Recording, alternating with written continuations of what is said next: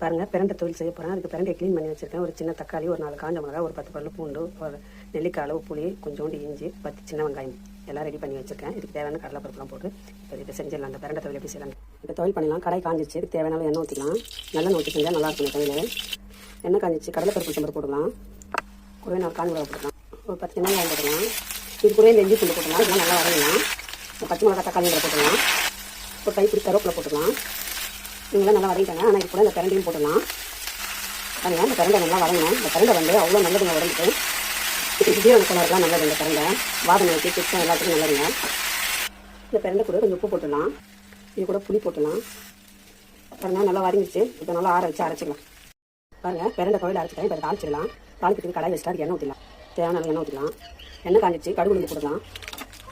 கடுகுளுந்து பொஞ்சிச்சு. இந்த பிரண்டை கோயிலில் போட்டுடலாம். நல்லா எண்ணெய் கலந்து நல்லா கிளறிட்டு இந்த பிரண்டை வந்து செரிமான